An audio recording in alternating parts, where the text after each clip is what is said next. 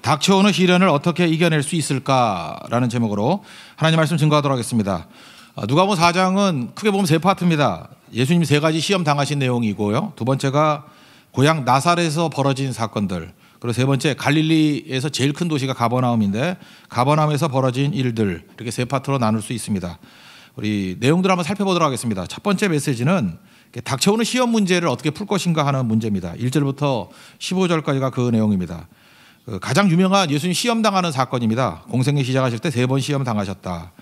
근데 예수님 성령 충만하셨죠. 여기서 알 수 있는 게 뭐냐면 시험은 뭘 잘못해서 오는 게 아니라는 것입니다. 그러니까 내가 성령 충만하고 내가 말씀대로 순종하면 시험이 안 오겠지, 이건 아니라는 거예요. 그 성령 충만함과 순종과 관계없이 시험은 올 수도 있고 안 올 수도 있고 그렇다. 이걸 깨달아야 되고, 그러니까 이기면 되는 거예요, 시험은. 또 하나는 시험 없는 인생은 없다라는 것입니다. 누구나 다 시험이 있다라는 거예요. 그래서 뭐 시험으로부터 면제되는 게 예수 믿는 거다, 이건 아니라는 것입니다. 1절과 2절 한번 읽겠습니다. 시작. 예수께서 성령의 충만함을 입어 요단강에서 올라오사 광야에서 40일 동안 성령에 이끌리시며 마귀에게 시험을 받으시더라. 이 모든 날에 아무것도 잡수이지 아니하시니 날수가 다음에 줄이신지라. 시험에 유익이 있다 그러죠. 우리 뭐 예수 믿으면 맨날 듣잖아요. 시험에 유익이 있다. 뭐죠? 뭐 연단 받는다. 시험을 통해서 하나님께서 우리를 인도해 주신다. 또는 뭐 능력을 세상에 이렇게 증명하는 거다. 뭐 이렇게 얘기하지 않습니까? 그래서 뭐 연단에 가는 거는 뭐 독수리 훈련 얘기하잖아요. 신명기 32장에 뭐 독수리 이렇게 막 떨어뜨린다면서요. 그럼 받아주고 또 떨어뜨리면 받아주고. 그래야 날지, 그러지 않으면 통닭된다는 거 아니에요. 그죠? 그래서 날개 힘, 날아오르는 독수리 같은 성도가 되기 위해서는 뭐 연단도 받아야 된다. 뭐 그거 다 이해하시죠. 하여튼간에 뭐 인간적인 관점에서는 뭐 연단이다, 인도하십니다, 뭐 하나님의 능력을 증명하는 것이다, 뭐 여러 가지 설명할 수 있는데 하나님 관점에서는 오늘 포인트가 이거예요. 포인트를 잡아야 돼요. 우리에게 닥쳐오는 모든 시험은 말씀만으로도 충분히 이긴다는 거예요. 이게 핵심이에요, 오늘. 그러니까 시험이 오는데 뭐 이것저것 하나님이 기적으로 도와주시고 뭐 연단하시고 다 필요하지만 말씀이에요, 말씀 하나만으로도 충분히 이길 수 있다. 실제로 예수님 기적 행하신 도시 가면 별로 믿는 사람 없었어요. 근데 말씀이 증거된 뭐 사마리아나 이런 데 보면 정말 다 구원받고 능력이 나타나잖아요.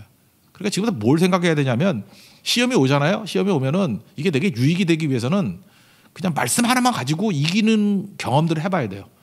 말씀으로 승리하고 그러면 시험 별것도 아니에요. 얼마든지 와라. 그거 뭐 아무것도 아니다.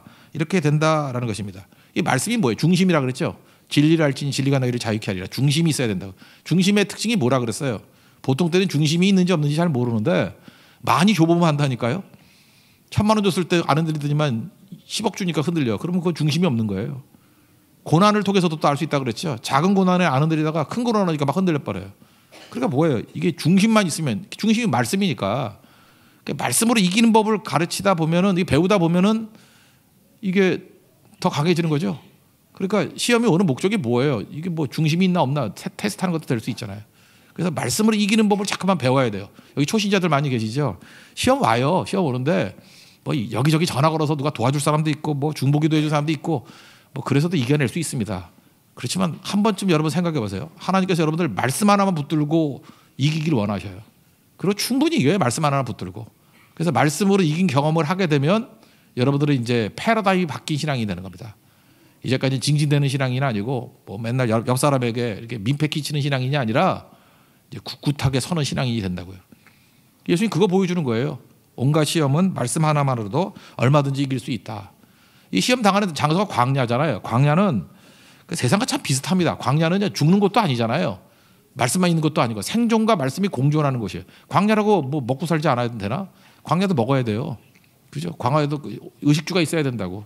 그렇지만 광야는 말씀이 있는 곳이라고요. 이스라엘 사람들은 광야를 좀 특별하게 생각했어요.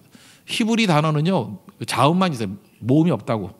그래서 이 광야라는 단어가 이제 발음은 이제 관습적으로 하는 거예요. 자기 나라 말이니까. 그래서 영어로 그게 표현할게. MDBR이에요. 미드바라고 발음하는데 그 히브리 자음 발음은 MDBR이에요. MDBR.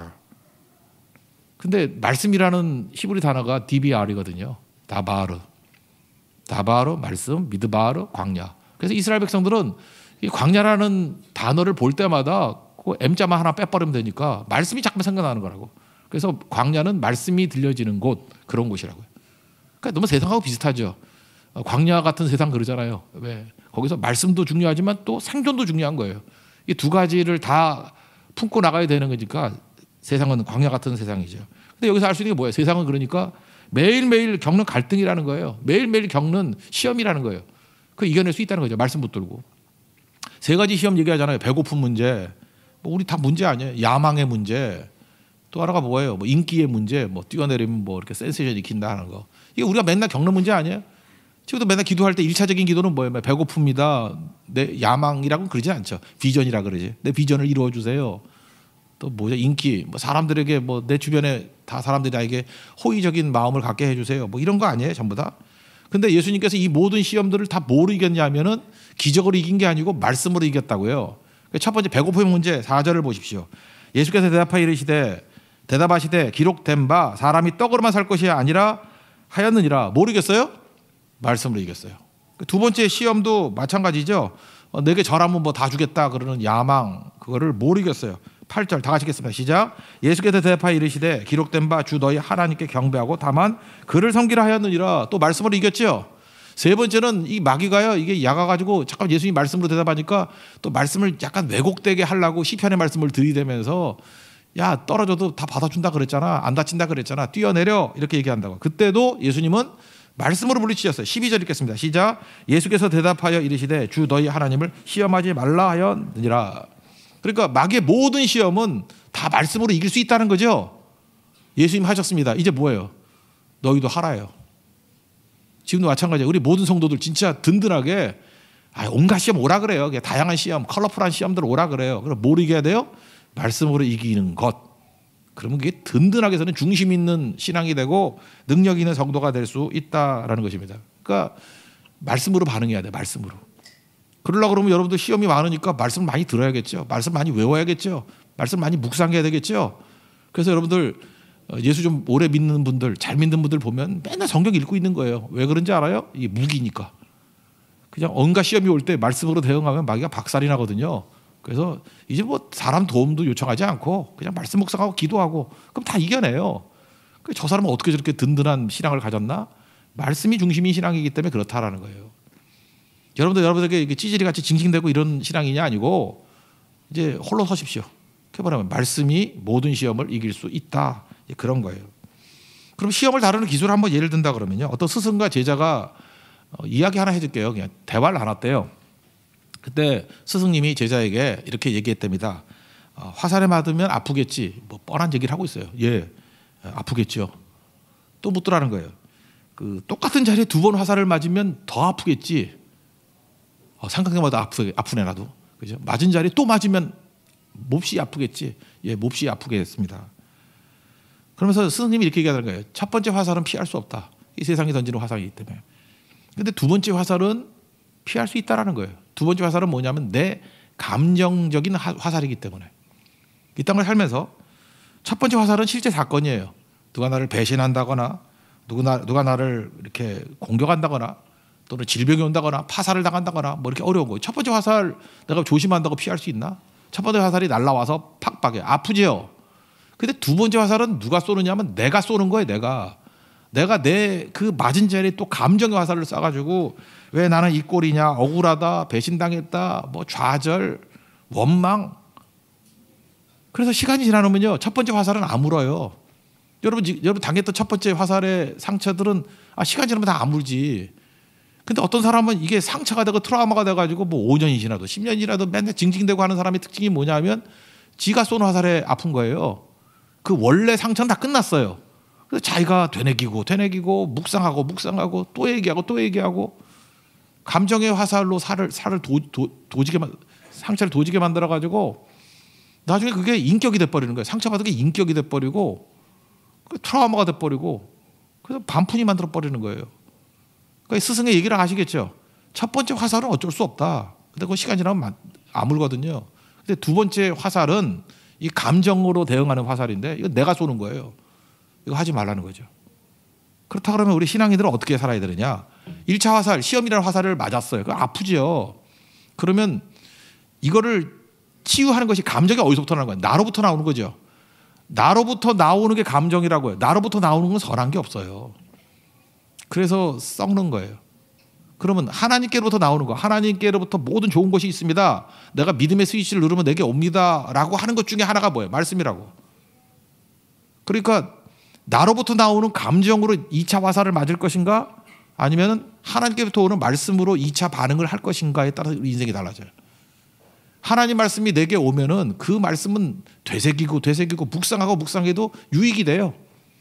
왜냐 말씀 묵상해서 나쁠 게 있나요? 그죠? 그래서 시험 당하면 어떤 사람은 말씀이 와가지고 말씀을 되새기니까 오히려 강해져요. 그래서 시험이 유익이 된다 그러잖아요. 그 시편 119편이 말씀장이라 그러는데 67절 내가 고난당하기 전에는 내가 그릇 행하였더니 이제는 주의 말씀을 지키나이다. 왜요? 말씀을 자꾸 묵상하니까. 71절 고난당한 것이 내게 유익이라 이로 말미암아 내가 주의 율례를 배우게 되었나이다. 1차 화살 맞았는데 2차 화살을 뭐로 채우느냐? 말씀으로 채우는 거예요. 그러니까 상처는 치유가 될 뿐만 아니라 이제는 말씀이 내 인생에 꽂혀 있는 거예요. 그래서 주의 율례를 배우게 되었고 말씀을 배우게 되었고 말씀을 지키게 되고 그러니까 지나놓고 보니까 어때요? 시험이 유익이죠. 내가 시험 없었으면 언제 내가 말씀을 이렇게 접해? 이렇게 돼버린다라는 거예요. 그러니까 예수님도 보세요. 예수님도 이게 통쾌하잖아요. 그래서 예수님 시험 이거 설교도 많이 하고 여러분 많이 읽기도 하잖아요. 마귀는 죽이겠다고 화살을 쐈는데 예수님 말씀으로 대응하니까 이게 영광스럽지 않아요? 마귀가 좀 조롱하고 싶지 않아요? 이게 마귀 바보꼴 됐잖아요. 뭐 하는 짓이야 이거? 괜히 건드려가지고. 우리도 그럴 수 있다라는 거예요. 그러니까 화살은 두 가지 화살이 있습니다. 1차 화살, 이건 실제 사건이에요. 어쩔 수 없어요. 근데 2차 화살은 내 감정의 화살을 쏘면은 도지는 거고 말씀의 화살로 받아치면은 그것이 우리에게 크나큰 유익이 된다라는 것입니다. 여러분 이런 유익을 누릴 수 있는 지혜로운 하나님의 백성 되기를 바랍니다. 그러면은 능히 승리할 수 있겠죠. 오늘 메시지 핵심이 이거예요. 시험에서 어떤 유형의 시험이 온다 할지라도 말씀으로만 충분히 이길 수 있다. 여러분 말씀으로 모든 시험을 이길 수 있는 하나님의 거룩한 종 되기를 축원합니다. 그다음에 두 번째부터는 뭐 다 뭉뚱그려서 한 번으로 메시지를 증거할게요. 태도가 중요하다는 건데 태도에 따라서 결과가 달라진다라는 것입니다. 우리 태도 그러면 맨날 영접과 거절이잖아요. 그러니까 믿음이 뭐예요? 영접하는 자, 곧 그 이름을 믿는 자들에게는 하나님의 자녀가 되는 권세를 주셨다. 그러니까 영접하는 게 믿음이에요. 영접, 수용 이런 게 믿음이라고요. 근데 거절하면 좋은 게 하나도 안 와요. 하나님께서 온갖 은혜를 주시려고 그러는데 영접하면 다 누리게 되지만 거절하면 못 누리게 된다. 여기 지금 나사렛이 고향인데 고향 사람들이 거절하다가 아무것도 못 누렸다 그 얘기예요. 그러니까 우리도 고향 의식이 있죠. 좀 익숙한 사람들. 나 예수님 잘 알아. 나 예수 오래 믿었어. 그럼 그게 유익이 돼야 되는데 예수님께 익숙하다는 것 때문에 자꾸 거절하기 시작하면요, 여러분 망해요. 그래서 성격 중에 어떤 성격이 좋습니까? 그러면 뭐 외향적인 게 좋아요, 내향적인 게 좋아요. 그거 예수 믿는 사람은 아무 쓸데 없고요. 그렇게 나누는 거 아니에요. 영접하는 성격과 거절하는 성격. 어떤 말투가 좋아요? 영접하는 말투와 거절하는 말투. 맨날 그게 아니고 이런 소리는 안 되고, 그죠? 뭐 이렇게 칭찬해 주면은 제가 뭘 예뻐요 이러지 말고 감사합니다 그러면 된다니까요. 영접하는 거 아니에요, 그죠? 고맙습니다 그러면 되는 건데. 뭐 진짜 이럴 때가 있어요. 목사를 축복해 주잖아요. 금년에 100배 축복이 있을 겁니다. 그러면 아니래. 그래 100배 저주가 있어라 그러면. 버릇이야 버릇. 이게 거절의 태도예요. 거절의 태도. 그리고 본인도 당황스러워 막 하죠. 그러니까 매살 그렇게 하고 왔거든요. 뭐든지 이게 방어 막 벽치기 하면서 그죠? 이게 장벽을 치는 거예요. 못 들어오게. 거절의 태도죠. 이거 아니에요. 예수 믿는 사람들은 영접하는 사람이라고요. 쭉 영접하는 거. 예수님이 늘 하시던 대로, 그러니까 습관이 중요한 거죠. 습관은 뭐예요? 쉽게 할 수 있는 거예요. 늘 하시던 대로 안식일에 회당에 가셔서 말씀을 읽었는데 일부러 골라 읽었어요. 어딜 읽었냐면은 이사야 61장에 나오는 메시아 시편, 이게 예언이에요. 메시아 예언. 그러니까 메시아가 이러이러할 것이다라고 하는 예언. 그 부분을 읽었다고요. 우리도 같이 한번 읽어보죠. 예수님 어떤 성경 읽었는지. 18절 19절 읽겠습니다. 시작. 주의 성령이 내게 임하셨으니 이는 가난한 자에게 복음을 전하게 하시려고 내게 기름을 부으시고 나를 보내사 포로된 자에게 자유를, 눈먼 자에게 다시 보게 함을 전파하며 눌린 자를 자유롭게 하고 주의 은혜의 해를 전파하게 하려 하심이라 하였더라. 이게 메시아가 왔을 때 이런 일이 벌어지게 된다라고 하는 메시아 예언이에요. 근데 여기서 특이한 건 뭐냐면 여러분 예수님 사건 가운데 잠깐만 이게 복음서에서 강조되는 게 맹인 고치는 사건이 나오죠. 여기 나오는 게 눈먼 자에게 다시 보게 함을 전파하며 이런 게 나오죠.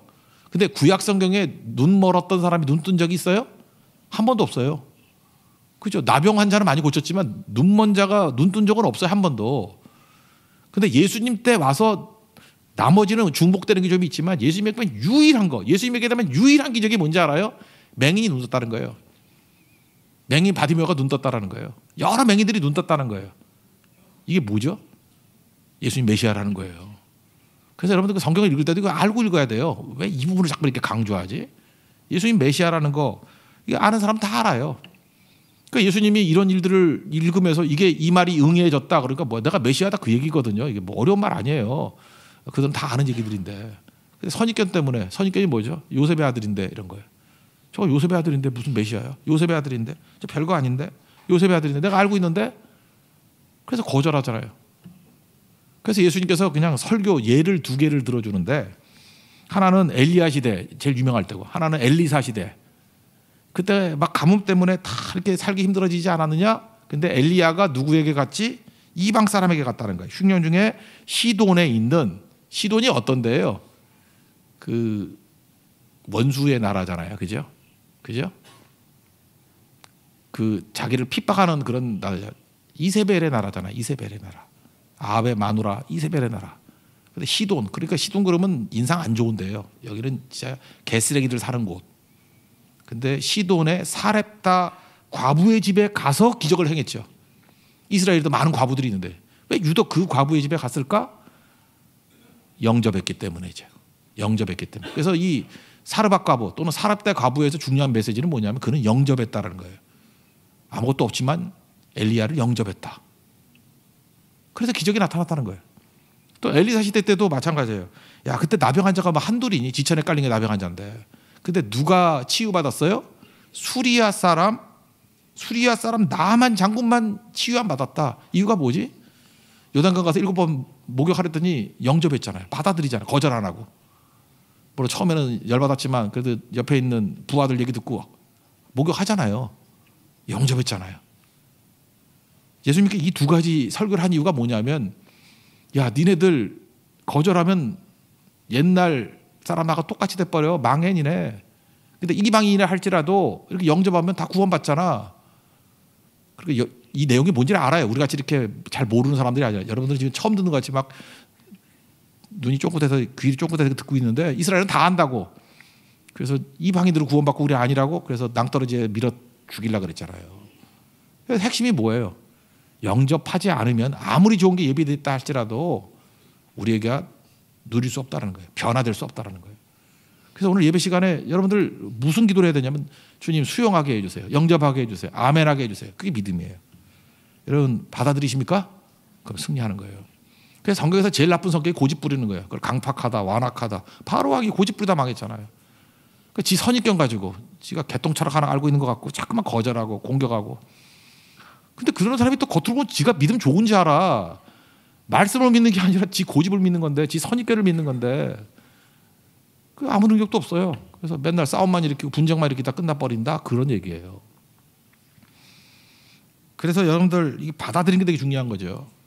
누가복음 14장 뒤쪽 가면은 나오는데 거기도 이제 주인이 막 초청하는 얘기가 나오죠. 그래서 중요한 게 태도가 중요하다는 거예요. 태도가. 그 와서 잔치 있으니까 오라. 누가복음 14장에 보니까 다 일치하게 사양했대요. 밭 샀기 때문에 못 가. 소 샀기 때문에 못 가. 장가 들었기 때문에 못 가. 뭐 일리는 있죠. 뭐 그럴 수도 있지. 그죠? 근데 뭐라고 얘기해요? 이게 말이 안 된다는 거 아니냐. 그죠? 그러면 안 된다는 거죠. 그래서 주인이 뭐라고 얘기를 해요? 그 영접할 수 있는 사람들 데려오라는 거죠. 그 종에게 야 빨리 시내의 거리 골목에 나가서 가난한 자들, 몸 불편한 사람들, 맹인들, 저는 자들을 데려와라. 이 사람도 영접하는 사람들이거든. 그지들이니까. 그래서 영접하는 사람들 먹을 거 잔치할 때 먹을 거 준다 그래서 영접할 사람만 다 불러 모으래요. 그다음부터 뭐라고 얘기하느냐? 그래도 자리가 비었습니다. 그랬더니 그보다 더 비참한 사람들, 그 길에 나가서 산울타리 가서 더 못 사는 사람들이거든. 그러니까 이게 노숙자도 수준이 있잖아요. 서울역 노숙자가 있고 영등포 노숙자가 있잖아요. 그죠? 밀리고 밀리는 사람들. 거기 또 힘이 있어야 거기 또 한데 그 밀리면 또 딴 데로 가야 된대요. 그러니까 밀린 사람들까지도 다 데려와서 내 집을 채우라. 이거 핵심이 이거예요. 이거 뭐 전도하라 그 뜻이 아니고 이게 뜻이 뭐냐면 영접 안 하면 망한다는 거예요. 그래서 마음이 가난한 자가 복이 있다는 게 뭐냐? 그 영접이 잘 되거든. 주님 그러면 이게 받아들일 수 있고 그래야 하나님의 모든 것이 채워진다는 것입니다. 그래서 교인들은 뭐라 그래요? 믿는 자 그러잖아요. 믿는 자는 뭐 하는 사람이에요? 영접하는 사람이에요. 그러니까 여러분 영접하는 마음이 없다 그러면 믿음 없는 겁니다. 꽝이에요, 꽝. 그러니까 지금부터 영접. 그래서 예수 잘 믿는 사람은 매력 없다는 게 이해가 안 되는데 예수 믿는 사람들 누구 거절 안 하거든.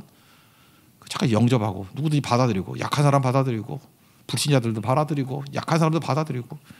근데 예수를 어떻게 잘못 믿었는지 이게 맨날 삐딱하게 정죄나 하고 비판만 하고 안 된다 그러고 뭐 지 혼자 정이라 그러고 그게 무슨 믿음이냐는 거예요 지금. 아니라는 거죠. 그 수용의 중요성에 대해서 얘기를 하나 한다 그러면 이게 이청준의 미친 사과나무라는 단편 소설이 있어요. 그 단편 소설 얘기를 하나 해드릴게요. 어떤 가난한 동네에 산비탈에 개간을 해가지고 가난한 동네니까 배나무를 심었어요. 배가 비싸게 팔린다고. 근데 배나무가 아무데나 자라는 게 아니잖아요. 그래서 딱 보니까 잘 자라. 그러니까 그 동네 사람들의 희망이 뭐냐면 저 배나무예요. 가난에서 벗어날 수 있는 길. 저 배가 열리면 이제 돈도 좀 많이 벌고 이제 쌀밥도 해 먹을 수 있고 이제 기대를 막 가져요. 쳐다만 봐도 막 웃음이 막 터져 나와. 근데 이제 몇 년 지나고 난 다음에 보니까 이게 묘목상이 사기친 거야. 이게 메이드 인 차이나를 줬는가 봐. 배가 아닌 사과 묘목이었어. 그래서 벤지 알았는데 사과가 열리네. 실망이 얼마나 컸는지 몰라요. 실망이 얼마나 컸는지. 실망하면은 그래도 사실을 받아들일 거 아니에요. 내가 묘목상에서 배를 샀는데 사과나무를 샀구나. 근데 이걸 사실을 부정하는 거예요. 그래서 거기 있는 사람들이 사과라는 사실을 부인하고 그거를 배라고 부르기 시작했어요. 배나무라고. 미쳤죠 진짜. 근데 문제는 뭐냐면 그 마을에 이미 사과나무가 있거든요. 근데 그거를 배나무라고 부르면 기존에 있는 사과는 어떻게 해요? 그래서 기존에 있는 사과도 배라고 부르기로 했어요. 그러니까 이 마을은요 전부 다 사과나무인데 부르기는 다 배라고 부르는 거예요. 왜? 너무 마음의 상처가 커서 트라우마가 너무 심해서 희망이 사라지는 게 너무 싫어서 배야 그러고 살았다라는 거예요. 그러니까 갑자기 현실은 사과인데 현실에서 존재가 사라져버린 거죠. 현실을 부인하는 거예요. 사과뿐인데 배라고 잠깐 그러는 거예요. 그러다가 이제 사과가 열려가지고 그 과일을 가지고 시장에 나가서 팔라 그랬습니다. 근데 이 사람들은 이제 너무 확고하게 믿어가지고 배 사세요 그러는 거예요. 그러니까 나머지 정상적인 사람들이 볼 때 미친놈들이죠. 이게 무슨 배냐 사과지. 그때 배신감 느껴요. 수모감을 느끼고 화가 나는 거예요. 이제 핑계 논리죠. 저놈의 나무 때문에 우리가 조롱당하고 수모당했어. 사람들이 우리를 미쳤다 그러잖아. 그래서 와가지고 그 나무를 다 뽑아버린다는 얘기예요. 이게 이청준 소설이에요. 미친 사과나무. 사과나무가 미쳤어요? 그놈들이 미쳤어요. 여러분들이 수용 안 하고 고집 부리면요 여러분들이 아무리 마음에 평안이 있고 아무리 내가 확신이 있다 할지라도 주변은 뭐라 하냐면 미쳤다 그래요. 그 미치는 거 그 시간 문제예요. 수용 안 하고 고집불통이면 나중에 미쳐요. 그 미친 거예요 그게. 그러니까 정상으로 돌아오고 은혜 가운데 변화되기 위해서는 이 받아들이는 거 이게 되게 중요하다는 것입니다. 그래서 여러분들 능력은 딴 게 아니에요. 하나님 말씀 받아들이고 그거 묵상하는 거예요 자꾸만. 그 말씀이 잘 박힌 목과 같이 우리 삶 속에 있으면 말씀이 능력 있잖아요. 우리가 믿음이 뭐라 해서 하나님이 좋은 것들이 하나님께 다 있는데 믿음의 스위치를 눌러서 우리에게 오면 그 중에 하나가 말씀이에요. 그 말씀을 풀어헤치면서 사는 거예요. 살면은 그다음에 뭐 쭉 나오는 얘기들이 이제 가버나무에서 벌어지는데 병자들은 다 낫게 될 것이고 귀신 들린 자들은 다 쫓겨나게 될 것이고 누가 해요? 말씀이. 누가 해요? 예수님이. 그게 신앙생활이에요. 그거 없으면 삶에서 자기 고집을 부리니까 자기 속에서 안 좋은 게 나오니까 기적도 없고 열매도 없고 피곤함만 있고 짜증만 있고 아무것도 아닌 인생이 된다는 것입니다. 병 고치는 얘기들 한번 읽어봅시다. 35절부터 36절까지 읽겠습니다. 시작. 예수께서 꾸짖어 이르시되 잠잠하고 그 사람에게서 나오라 하시니 귀신이 그 사람을 무리 중에 넘어뜨리고 나오되 그 사람은 상하지 아니한지라. 다 놀라 서로 말하여 이르되 이 어떠한 말씀인고 권위와 능력으로 더러운 귀신을 명하였매 나가는도다 하더라. 그리고 또 병자 고치는 얘기, 귀신부터 쫓아내고요. 38절부터 41절까지 읽겠습니다. 시작. 예수께서 일어나 회당에서 나가사 시몬의 집에 들어가시니 시몬의 장모가 중한 열병을 앓고 있는지라. 사람들이 그를 위하여 예수께 구하니 예수께서 가까이 서서 열병을 꾸짖으시는데 병이 떠나고 여자가 곧 일어나 그들에게 수종드니라. 해질 무렵에 사람들이 온갖 병자들을 데리고 나오매 예수께서 일일이 그 위에 손을 얹으사 고치시니 여러 사람에게서 귀신들이 나가며 소리질러 이르되 당신은 하나님의 아들이니이다. 예수께서 꾸짖으시사 그들이 말함을 허락하지 아니하시니 이는 자기를 그리스도인 줄 알미러라. 그러니까 말씀 영접하고 말씀을 이렇게 흘러가게 만들면 이게 귀신도 쫓아내고 병자도 고치게 된다는 것입니다. 근데 귀신이 예수님 막 고백하는데 왜 입 다물어 그러죠? 야고보서 2장 19절 보니까 이런 말씀이 나와요. 하나님이 한 분이시를 믿느냐? 잘하는도다. 귀신들도 믿고 떠느니라. 그러니까 귀신의 믿음은 뭐냐면 하나님을 아는 거예요. 그 믿음 아니거든요. 뭐 예수님을 알잖아요. 근데 믿음이 뭐라고요? 아멘 하는 거예요. 믿음이 뭐라고요? 영접하는 거예요. 수용하는 거예요. 그러니까 여러분들이 알기만 하고 영접 안 하면은 귀신 믿음이에요. 진짜 귀신 같은 놈들도 되게 많아요, 교회에. 진짜 정말 알긴 다 알아. 근데 살진 않아. 믿음의 스위치를 안 눌러. 알긴 다 알아. 예배기도 헌교하면 하나님이 함께 한다는 거 알긴 다 하면서 마귀와 함께하는 일만 선택해. 귀신 같은 믿음이에요, 진짜. 그래서 교회는 귀신이 사라져야 돼요. 잠깐만 이렇게 불순종하고 예배도 안 가고 기도도 안 하고 선교도 안 가고 잠깐만 그러면 귀신 오셨네 그러면 돼요, 그죠? 귀신이에요, 귀신. 딴 게 귀신이 아니고. 그래서 입 닥쳐 그러잖아요. 귀신들은 떠드는 거 아니에요. 그거라고. 그래서 오늘 이 말씀을 꼭 잊지 마십시오. 우리 신앙생활은 어려운 게 아니에요. 주가 일하시는 거잖아요. 그죠? 예수님이 일하시는 거잖아요. 말씀이 일하는 거잖아요. 그러니까 내가 드러나면 안 되고 나는 죽어야죠. 그리고 말씀이 드러나야 되고 예수님이 드러나면 이 놀라운 일들이 벌어지게 되겠죠. 저는 이런 생각을 해봤어요. 만약 예수님이 자기를 드러낸다 그러면 이 가버나움이라는 곳은요, 지금도 가보면 그 대리석도 남아 있고요, 굉장히 번화한 도시예요. 그리고 베드로 형제, 베드로, 안드레, 그다음에 야고보, 요한, 마태까지 제자 중에 5명이 가버나움 출신이에요. 그러니까 가버나움은 한마디로 해서 황금어장이에요. 만약 예수님이 사람 긁어모으려고 그러면 가버나움에서 사역했으면 정말 엄청난 세력과 요즘처럼 엄청난 교회 세울 수 있었어요. 대형 교회 세울 수 있었다고. 근데 예수님은 자기 드러내는 데는 관심이 없어요. 그리고 또 다른 마을 가가지고 말씀 증거하겠다 그러잖아요. 우리가 알게 모르게 저는 이게 목회하면서 지금 회의감을 느끼는 것 중에 하나가 뭐냐면 어쩌면 성도들이 이런가. 결국 뭐 말씀 잘 듣고 난 다음에 종이 되라 그러고 낮아지려고 내려놓으라 그러는데 못 내려놔요. 무슨 이게 뭐 직분이 감투인 줄 알고. 그러니까 회장했다가 일반 회원들 못 내려와. 그 맨날 무슨 뭐 증경회장이라 가지고 거기 머무르려고 그러고. 간사했다가 일반들 못 내려와. 한 번 간사는 영원한 간사인가? 이 간사한 자들아. 이게 내려와야지. 그죠? 이게 못 내려와. 예수님은 빌립보서 2장 보세요. 그 5절 이하에 보면 예수의 마음 품으라 그러는데 하나님의 본체시지만 종의 형체를 가져서 사람이 되었고 사람 중에서도 낮아지 십자가 지시고 죽기까지 목적했다 그러잖아요. 그래서 왜 못 내려와요? 그러면 그거 믿음이 아니지. 그래서 여러분 지금도 금년 한 해 동안은 여러분 내려오는 훈련을 하세요. 타이틀 없이 백의종군하는 훈련들. 그게 진짜죠. 그러면 내가 죽고요. 말씀이 풀어 헤쳐지고 예수님이 드러나기 때문에 엄청난 일이 벌어진다고.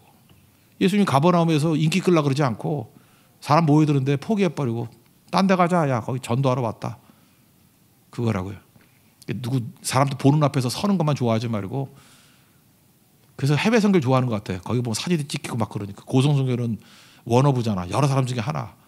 그리고 잠자리도 불편하고 그리고 강원도 고성이 아니라 경상남도 고성인지 모르고 거기 가면 또 관광이라도 할 것 같은데 여기는 또 주간에 일만 하고 그게 낮아지는 거예요. 그게 내려놓은 거고 그거 해야죠.